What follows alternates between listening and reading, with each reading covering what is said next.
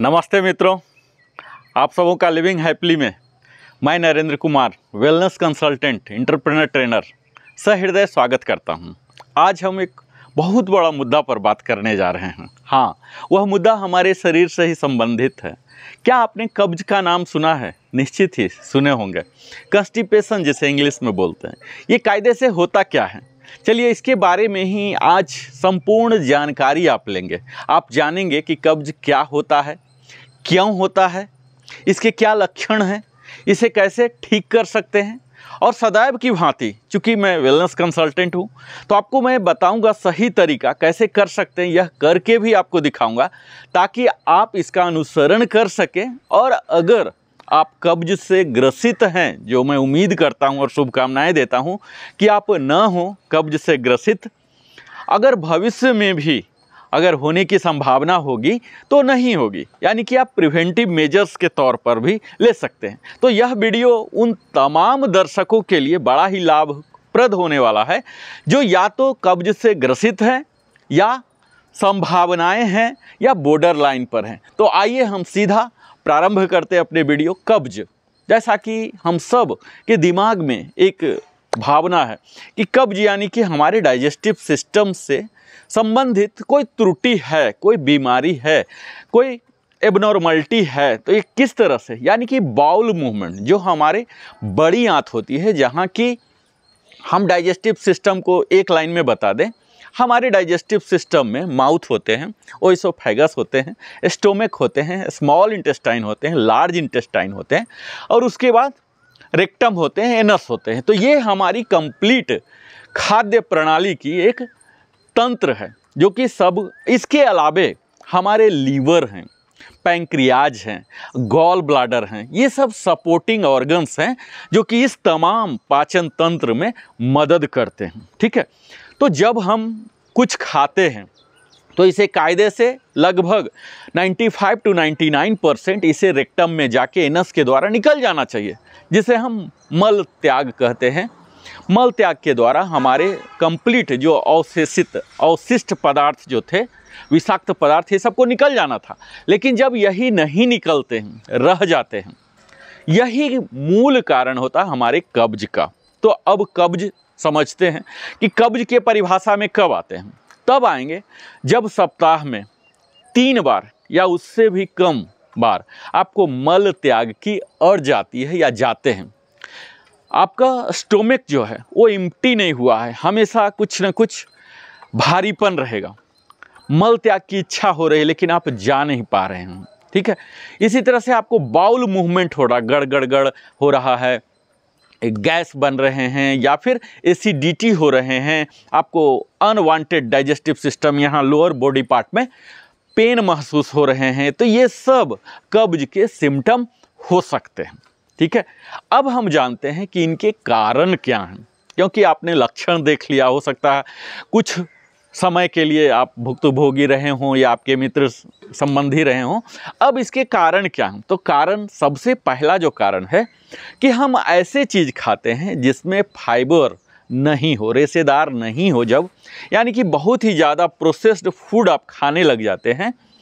ये जो processed food हैं, जो ज़्यादा सॉफ्ट फूड हैं, ये हमारे पाचन सिस्टम में, जो कि मुख्यतः छोटी आंत का कार्य होते हैं, उन पदार्थों में जो न्यूट्रिशनल वैल्यू है उनको अवशोषित करना, लेकिन वो अवशोषित नहीं कर पाते हैं। ये जो सॉफ्ट पदार्थ हमने खाया, विशेषकर रिफाइंड फ्लावर जो मैदा से बने और कई सॉफ्ट प्रोसेस्ड फूड है, ये उन आंत में एक लेयर की भांति बन जाती है जो कि अवशोषण होने नहीं देती है। उसके जो लिबिया हैं, आप फर्दर जब स्मॉल इंटेस्टाइन के अंदर जाएंगे, उसके माइक्रो ऑर्गन्स का अध्ययन करेंगे, तो उसमें लिबिया होती है जो कि एक्चुअल फूड के न्यूट्रिशनल वैल्यू को ऑब्जर्व करता है और हमारे ब्लड में देता है, वही हमारे ऊर्जा के काम आते हैं।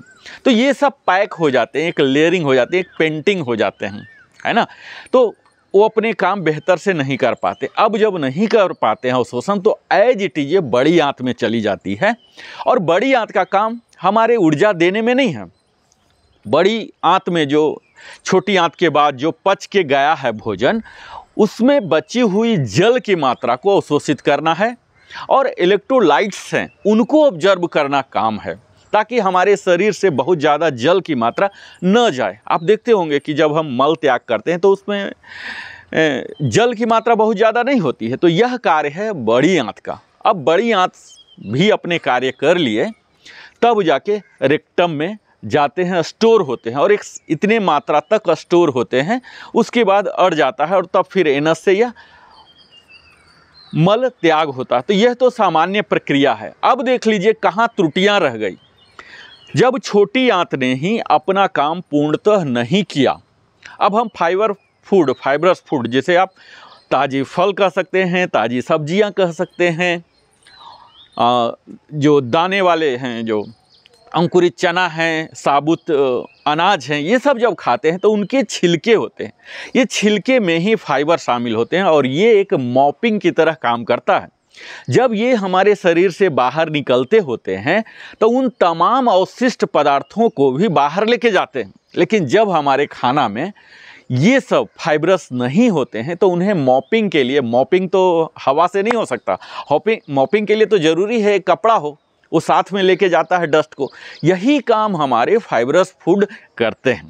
तो जब इन फाइबरस फूड की कमी हो जाती है तब ये कब्ज प्रारंभ हो जाता। तो यह तो मूल कारण है। इसके अलावे जब हम जल की मात्रा कम ग्रहण करते हैं अपने दिन में, या तो आदत के कारण या मजबूरी के कारण, तो आपको जल पर्याप्त मात्रा में लेना है। या फिर कोई आप दवा ले रहे हैं, रेगुलर मेडिकेशन कर रहे हैं, बीपी, शुगर या तमाम तरह की बीमारियां का ले रहे हैं, उसके भी साइड इफ़ेक्ट्स हो सकते हैं। कंस्टिपेशन या बहुत टेंशन में आप रहते हैं, यह भी कारण हो सकते हैं। इसके अलावे भी बहुत सारे कारण हैं। तो मैं अब बात करूंगा कि इनसे निदान आखिर कैसे पाया जाए, यानी कि रिमेडियल एक्शन हमारे पास क्या है। जब आप बहुत ज़्यादा ग्रसित हैं तो निश्चित है चिकित्सक के पास जाएंगे, डॉक्टर के पास जाएंगे, मेडिकल कंसल्टेंट के पास जाएंगे। उसके लिए तो मुझे सलाह देने की इस वीडियो की ज़रूरत नहीं है। इस वीडियो की ज़रूरत तब है यानी कि आपको डॉक्टर के पास जाना ही न पड़े, कब्ज का निर्माण ही न हो, यानी कि नियमित रूप से 99% आपके शरीर से अवशिष्ट पदार्थ निकल जाए। इसके लिए हमें करना क्या है, एक एक कर विशेषकर हम चर्चा इस वीडियो में यही करने जा रहे हैं, जो कि आपके प्रिवेंटिव मेजर्स और करेक्टिव मेजर्स के तहत काम आएंगे। तो पहला यही है कि आप जल पर्याप्त मात्रा में लें। जल कब शुरू करें? आप जैसे ही जगते हैं, जगते के साथ ही आपकी जल ग्रहण, जो हाइड्रेशन होता है, ये प्रारंभ हो जाना चाहिए। सुबह आपने अपने धर्म परंपरा के मुताबिक आप इस तरह से रिगरस रबिंग कीजिए और यहाँ अपने रखिए। यह सूथिंग करता है। आप बेड पर जैसे उठने के बाद ही आप यह कीजिए, आपके चेहरा में ग्लो लाएगा, आँखों की रोशनी को बढ़ाएगा, सूथिंग प्रसन्नता आपको देगा। इसके बाद आप अपने नाक के दोनों नॉस्ट्रिल में दोनों उंगलियां लगाइए यहाँ, और यहाँ देखिए कि कौन सी नाड़ी आपकी चल रही है, सूर्य नाड़ी या चंद्र नाड़ी। यूजुअली सुबह के समय में लेफ्ट, जिसे चंद्र नाड़ी बोलते हैं, जो कूलिंग के लिए रिस्पॉन्सिबल होता है, यह चालू होता है, ये चालू होता है। तो आप जब बेड से बिस्तर को छोड़ते हैं तो अपने बाएं पैर को ज़मीन पर पहले रखें, या कभी हो सकता है ऐसा कि राइट भी चले। अगर राइट चल रहा है तो उस टाइम, उस दिन आप समझिए कि बहुत ही उत्तेजित, बहुत ही ऊर्जावान रहने वाले हैं, तो आप अपने दाहिने पैर को पहले आगे बढ़ा के ज़मीन पर रखिए, और उसके बाद यहाँ ज़मीन में हम बैठ जाएंगे मलासन की मुद्रा में, और गुनगुना पानी आप रखिए वहाँ बेड टेबल के पास, और इस तरह से बैठ के पानी ग्रहण कीजिए।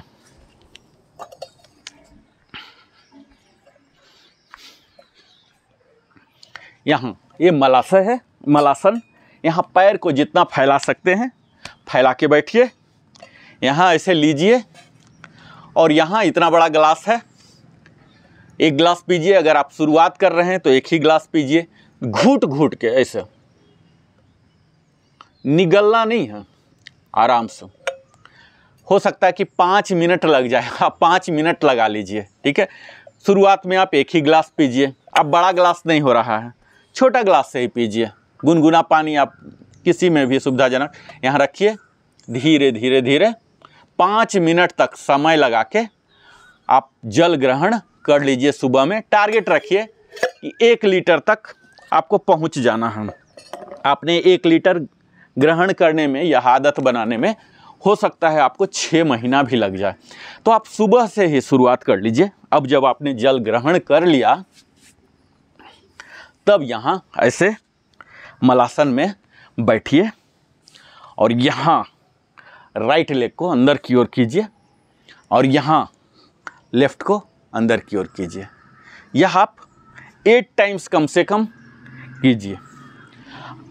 यहाँ आप देख पा रहे होंगे कि हमारी इन मूवमेंट में बाउल मूवमेंट हो रहे हैं, यानी कि बड़ी आंत जो इस जगह ही अवस्थित है इसे हम मोल्ड कर रहे हैं, यहाँ मसाज दे रहे हैं, जो कि यूजुअली हमारे दैनिक कार्य में इस तरह के मूवमेंट हमें अपने इंटरनल ऑर्गन्स के लिए कुछ कर नहीं पाते हैं, उन्हें टास्किंग ही देते हैं। जब हम भोजन करते हैं तो हमारे डाइजेस्टिव सिस्टम को एक टास्क मिल जाता है, उन्हें डाइजेस्ट करना, 3 घंटा में वो काम करते हैं। उनके लिए हम कुछ नहीं कर पाते, वो हमारे लिए सदैव 24 आवर्स हमारे इंटरनल ऑर्गन्स काम करते हैं।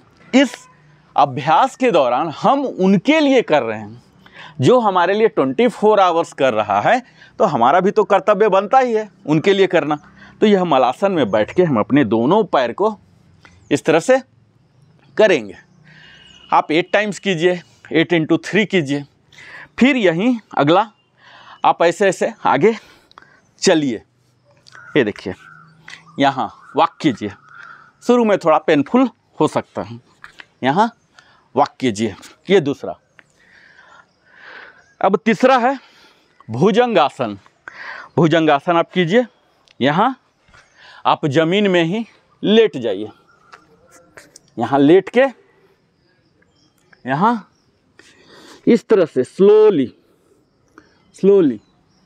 ऐसे उठिए, ऐसे जितना उठ सकते हैं, ठीक है। यह भी 8 टाइम्स कीजिए।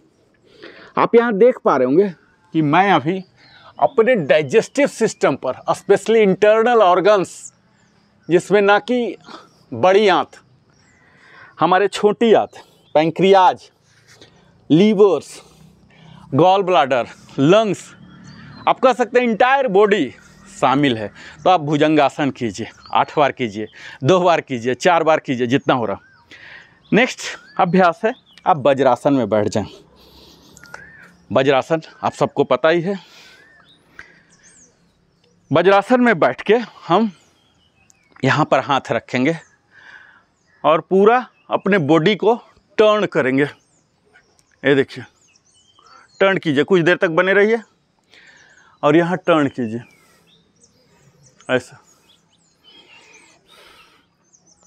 ये भी आप 8 टाइम्स कर सकते हैं। उसके बाद अगला अभ्यास है आप खड़े होके हाथ ऐसे सामने कीजिए। आप चाहें तो पैर फैला भी सकते हैं और यहाँ ये देखिए, दिखेगा आपको क्लियर, और यहाँ टर्न होइए जितना जा सकते हैं, और ये हाथ यहाँ रुक जाएगा, फिर से वापस, और यहाँ ये। आप इस स्थिति में देख रहे होंगे कि हमारे जो स्टोमक एरिया है, जहाँ कंप्लीट डाइजेस्टिव सिस्टम के सब ऑर्गन हैं, इनमें एक मूवमेंट हो रहा है, ठीक है।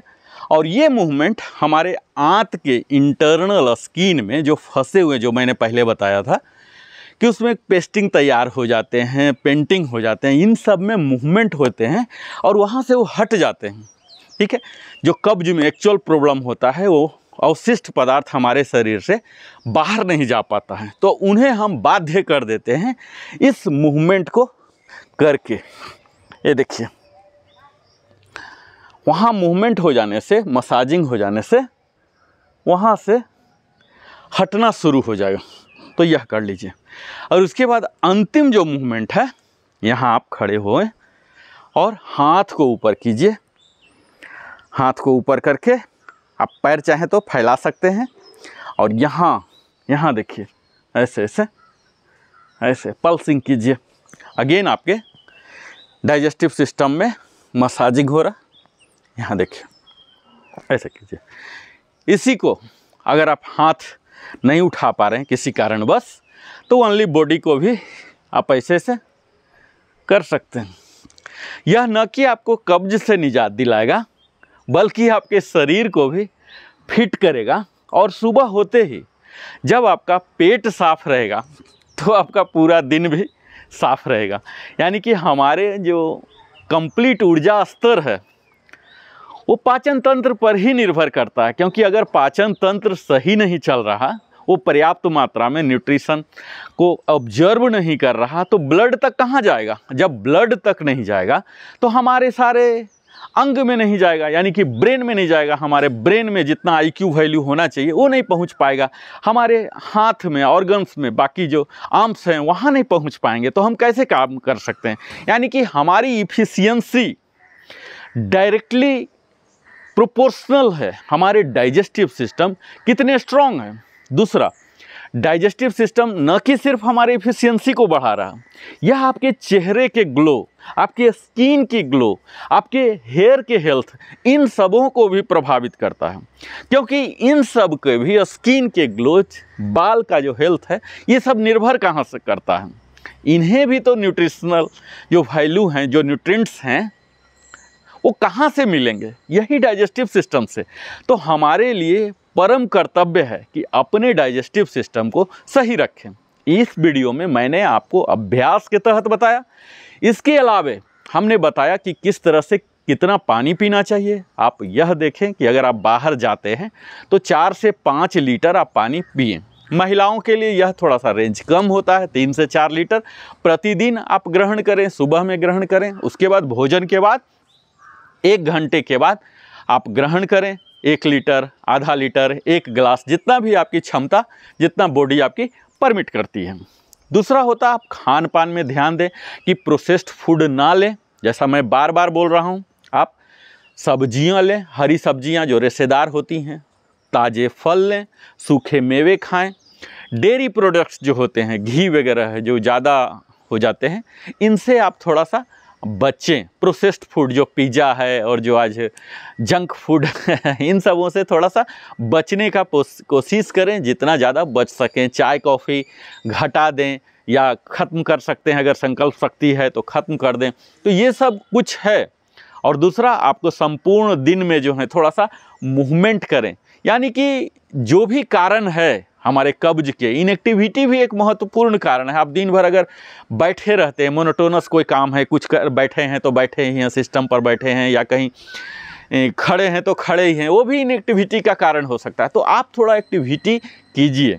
और मैं सदैव बोलता हूँ कि आप अगर अपने शरीर के लिए 30 मिनट्स, मात्र 30 मिनट प्रतिदिन देते हैं, तो हमारे शरीर में होने वाली तमाम किस्म की बीमारियों को हम सदा के लिए अलविदा कह सकते हैं। और इसी दिशा में मैं नरेंद्र कुमार आप सबों को प्रेरित करता हूं, सिखाता हूं, प्रशिक्षित करता हूं कि आप हमारे साथ जुड़ें, करें, एक्सरसाइज हर दिन करें। और कब्ज ही नहीं, कब्ज जैसी और भी कई बीमारियों से संबंधित हम वीडियो अपना लिविंग हैप्पीली में देते हैं। और अंत में आप सबों से मैं विनम्र निवेदन करता हूं कि अगर मेरे चैनल लिविंग हैप्पीली को आपने सब्सक्राइब अभी तक नहीं किया तो अवश्य ही सब्सक्राइब करें, लाइक करें, कमेंट करें और अपने संबंधियों को, मित्रों के साथ भी साझा करें ताकि वो भी लाभान्वित हों। अगर आपको अच्छा लगा हो, कुछ पूछना हो, बताना हो तो कमेंट के जरिए ज़रूर दीजिए। और ज़रूर नोटिफिकेशन तो ज़रूर ही पुश कीजिए ताकि हमारे द्वारा बनाई हुई तमाम वीडियो आप तक पहुंच सके, आप लाभान्वित हो। बहुत बहुत धन्यवाद। जय हिंद।